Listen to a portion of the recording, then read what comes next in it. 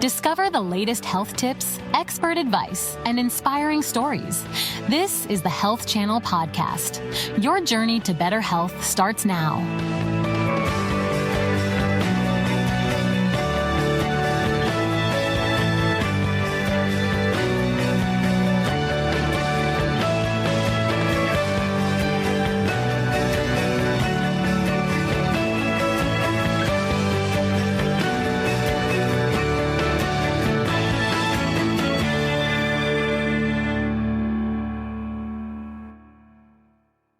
There's an affliction that affects millions of men around the country, but it's rarely ever addressed. Men's mental health. It's a conversation that just doesn't happen often enough. And when it does, it's usually behind closed doors. From the boardroom to the bedroom, men are dealing with anxiety, depression, stress, and burnout. But society teaches men to man up, tough it out, and to keep a lid on it.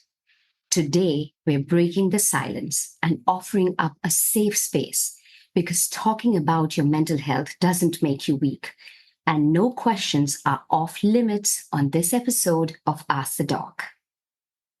Welcome to Ask the Doc, the show where we encourage our viewers to send in their health questions. I'm Dr. Rachna Baksani Mirpuri, licensed mental health therapist. Our first viewer question comes from our very own website, allhealthtv.com, and it's from Dana. Hey, Dr. Baksani, my boyfriend Zeke came back recently from a tour of duty where his unit saw some action.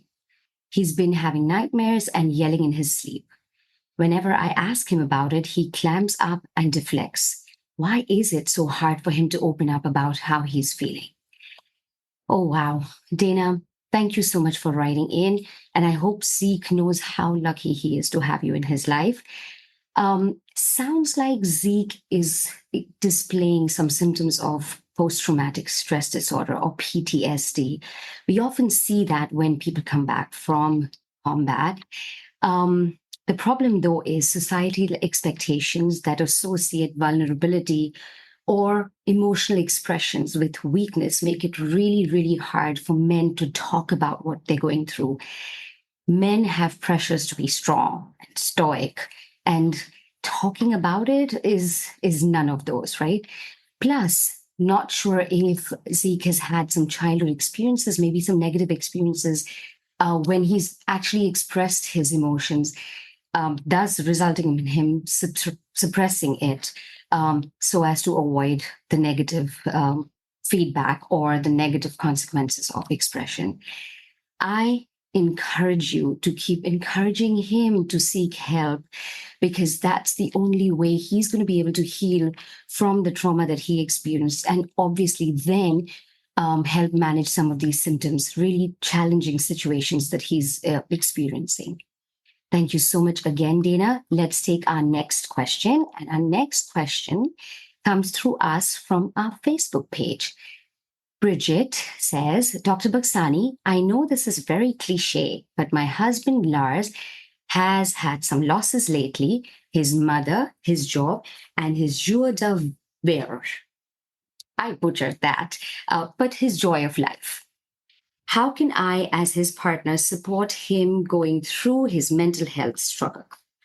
Bridget, thank you so much for sharing your story with us. It does sound like Lars is really having a difficult time and struggling. Things that you can do to help Lars. Firstly, and most importantly, please listen and validate what he is going through. And validate it non-judgmentally. We've already talked about the societal pressures on men to, just hold up emotions, not talk about what they're feeling, primarily because they feel judged. So listen to him, validate what he's going through non-judgmentally. Show physical affection. Offer compassion. Compassion is one of those gifts that I think every human being needs to give to another human being. So please offer compassion to what he's going through, his symptoms, but also the situations in life that he's going through. Now, very important, allow him space and know when to step in, right? It's a delicate balance. It's a dance of the push and pull. But if you push him too hard, he may resent it. So know when to step in, but also know when to step back and give him his space. And finally, show faith and confidence in his ability to be able to heal and deal with his situation, which will also boost his self esteem and make him feel better, thus, probably helping the healing process. Hope that was helpful. Let's see our next question. And it comes to us from our Facebook page again. Hello, Dr. Buxani. It took just short of forever, but I finally convinced my husband, Lamar, to go to therapy. Yay! He's got some anger issues and he needs to address them. He's kind of nervous, but never having gone myself, I'm not sure how to prepare him for his first session. Any advice would be appreciated. First of all, kudos to you. Thank you so much. And I am so amazed how you got him to go, and really thankful that you were able to do that. Let's talk about first session. Even before that, actually, let's talk about therapy in general, right? So one of the things that I always tell my clients is the most important thing in a therapy session or in that whole situation is actually the therapeutic relationship. So the relationship between the therapist and the client.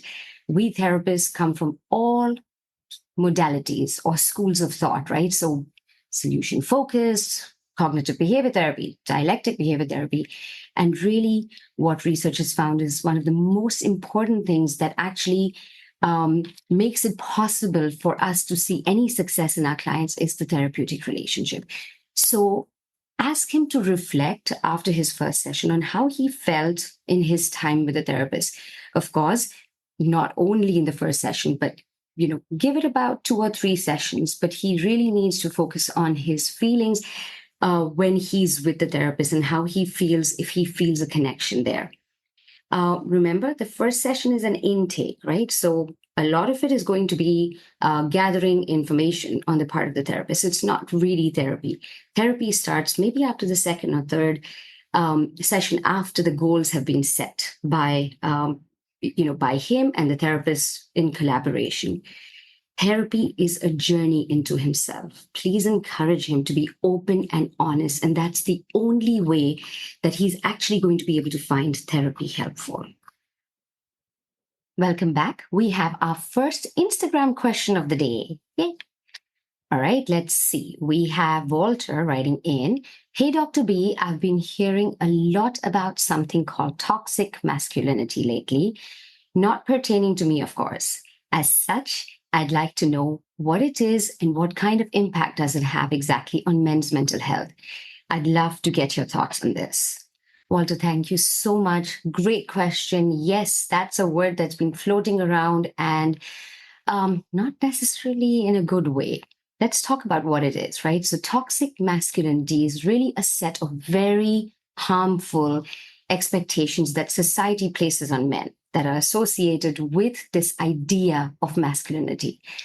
The expectation that men are supposed to be tough, men are supposed to have more power and control and more money. They, all of that is a part of this, ideal of toxic masculinity.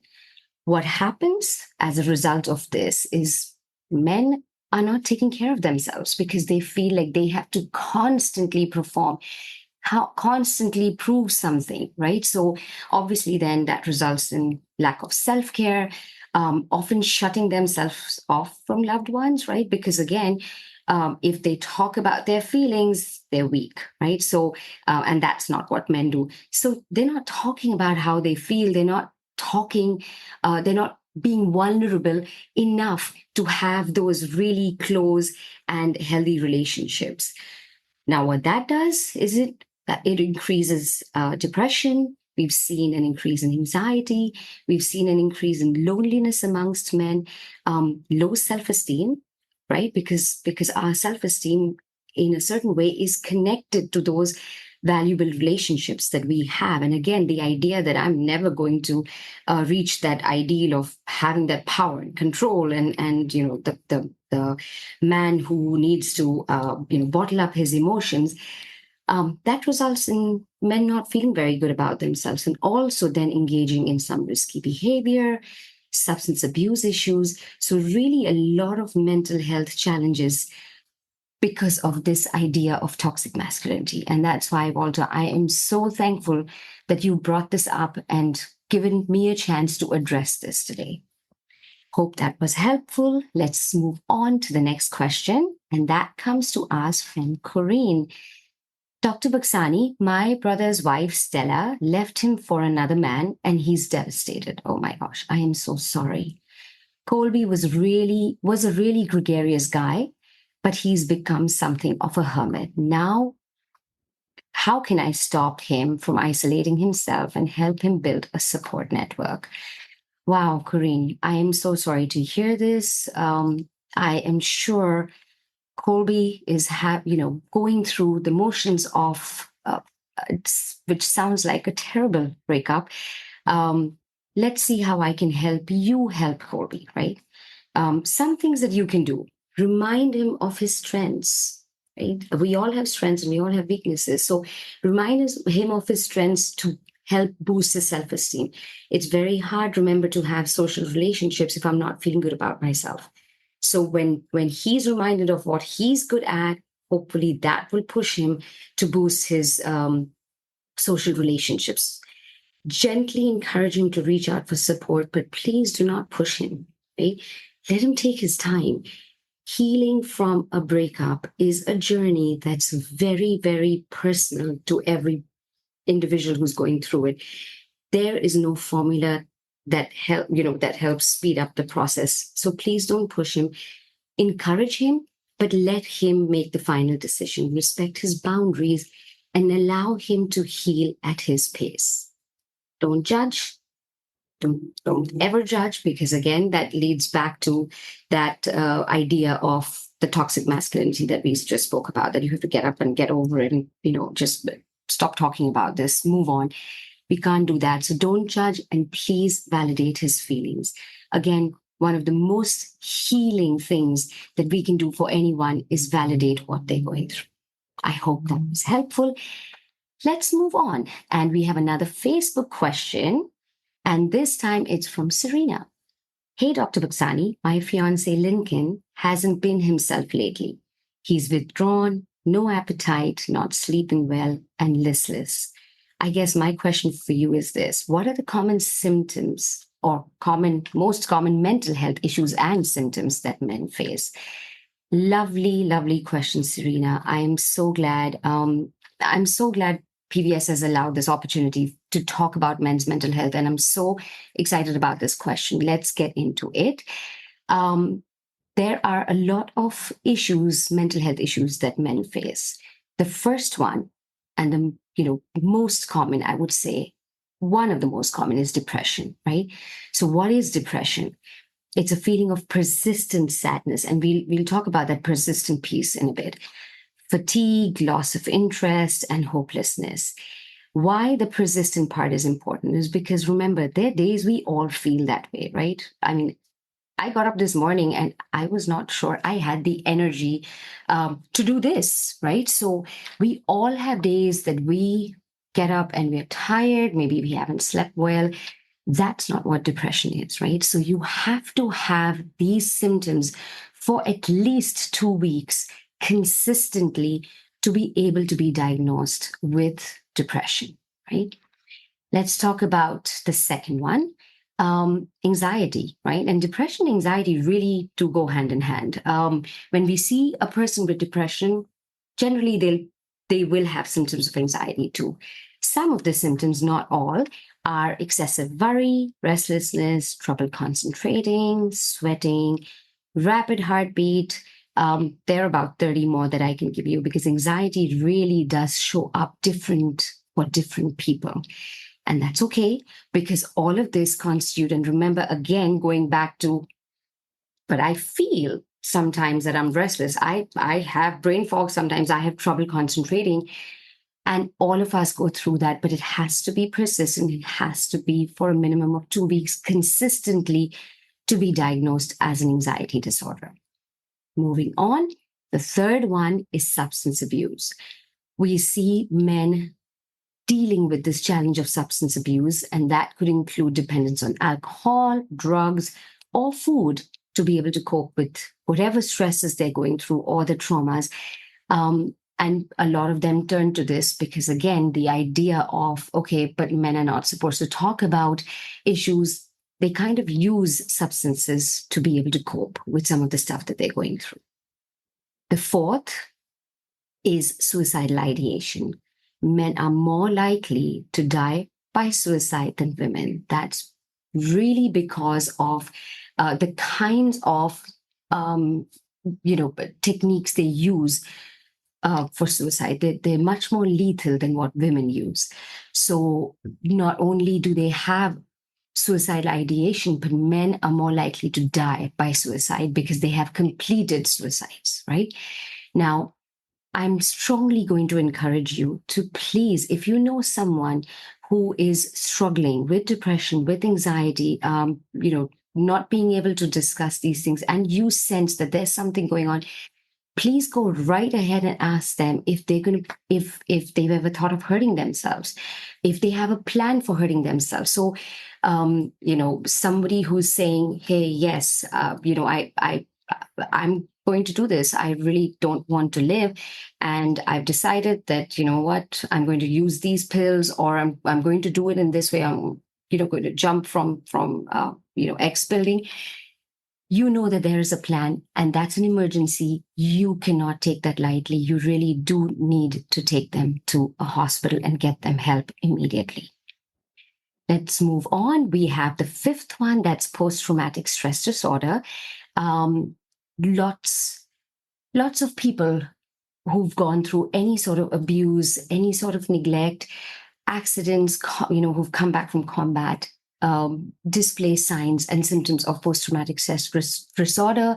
That includes flashbacks, nightmares, anxiety. It's very debilitating. So again, that's one of the things that we see men experiencing. And last but not the least, we have body image issues. Yes, this is not. And although we see a higher percentage of women with body image issues, men go through their share of obsession with their body image, which results in them having disordered eating, excessive exercise, and worst of all, steroid use, which is extremely harmful for them. Looks like we have another question from the Instagram. This time it's from Carlos. Dr. Buxani, I just graduated from college. I haven't been able to find a job yet. And yes, I'm the stereotypical Gen Zer who's still living at home. I'm not feeling too sociable at the moment, which is really unusual for me. I'm not loving the idea of seeing a shrink, but maybe I should. What do you think? Carlos, thank you for writing in. And yes. I always encourage anyone. Sounds like you're experiencing some symptoms. You're not enjoying the things that you used to enjoy before. So obviously there's something going on over here that's different for you. So I definitely encourage you to process this with a therapist, because something feels off, and maybe the therapist can help narrow it down and help you manage some of these feelings and emotions and get you back on track. Thank you so much, Carlos. Hope that was helpful. Our next question comes via YouTube from Trivan. Hey, Doc, my husband, Calvin, has been somewhat moody and aloof lately. I'm obviously familiar with the terms anxiety and depression, but I'm not exactly sure what they mean and what the range of symptoms are. Trivan, thank you so much for writing in. I really appreciate your question. It really helps bring clarity. Let's get into the symptoms of depression and anxiety in men. Some symptoms are irritability and anger. Remember, men display their emotions in different ways than women do, right? So a lot of irritability and anger can be really, a result of, depression or anxiety that they are feeling. Sleep issues, lack of interest, which we often see in men, and that's what we call anhedonia. And that's basically not enjoying something that I used to previously enjoy, right? So lack of interest in activities that I used to previously have fun with. Physical symptoms, aches, pains, gut issues, all can be a result of depression and anxiety. Increase in substance use, which we see commonly in men. Moving on, risk-taking behavior. And that, again, is something that we see a lot of men engage in. And that kind of makes them feel not very good because obviously the risk-taking behavior has consequences. Difficulty concentrating, excessive fatigue, feelings of hopelessness, which I think is key, and suicidal ideation, which we touched upon a little earlier. But feelings of hopelessness, I wanted to touch upon that just briefly because the loss of hope is what leads a lot of people to even contemplate suicide, right? So that feeling of hopelessness and keeping, an ear for it. And when you hear that in someone, almost always approaching that person with compassion and care to address that. I hope that was helpful. We've got another question coming in from allhealthtv.com. Let's see what the question is about. It's from Olivia, who says, "Hello, Dr. Buxani. My husband has been pretty anxious for a while now, and I've suggested he get therapy. He says he's not ready for that yet, whatever that means. But he's got to find a way to release his tension somehow. So my friend Stacy suggested that I get him to exercise. What are your thoughts on this, doctor?" Great question, Olivia. One that comes up so often, and here's my take on this. There is no one solution that works for everyone, right? So he really needs to figure out what he needs and what will help him.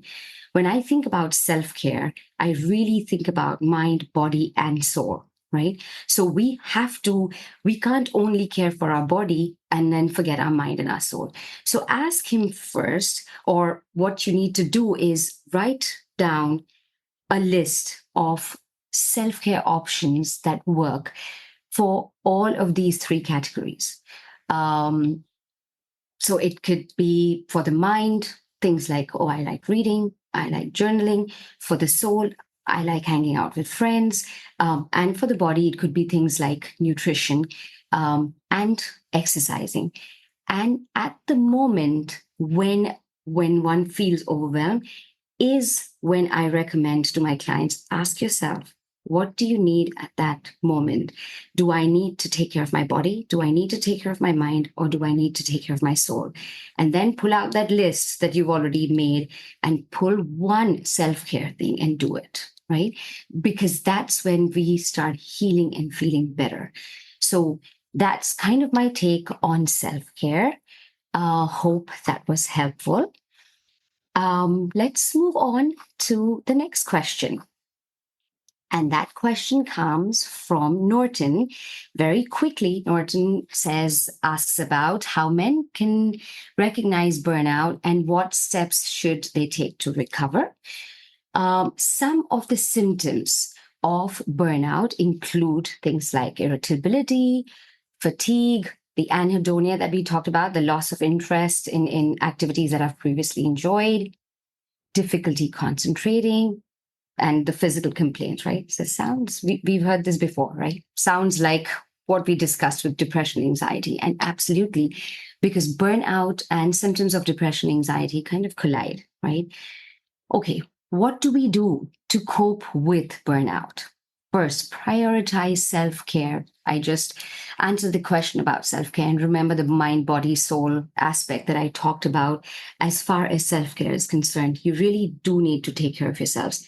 And a big part of taking care of yourself is also setting boundaries, right? Healthy boundaries for yourself, knowing when to say no, and being your authentic self. Take breaks, please. We don't have to go, right? And again, going back to the pressures that men feel so very much, please shy away from those, run away from those, take care of yourself, and take breaks when you need it. And don't run away from seeking support from family, friends, or a therapist. All of those people can help with dealing with burnout, which is a very real and serious issue that men go through. Hope that was helpful. That's all the time that we have for today. Again, I'm Dr. Rachna Buksani Mirpuri. We'll see you the next time on Ask the Doc. Thank you for listening to the Health Channel podcast. We hope this information has been useful. However, please remember that only your doctor can advise you about what is best for you. Do not start, modify, or suspend treatment based on anything you have heard on this podcast. Please join us again soon.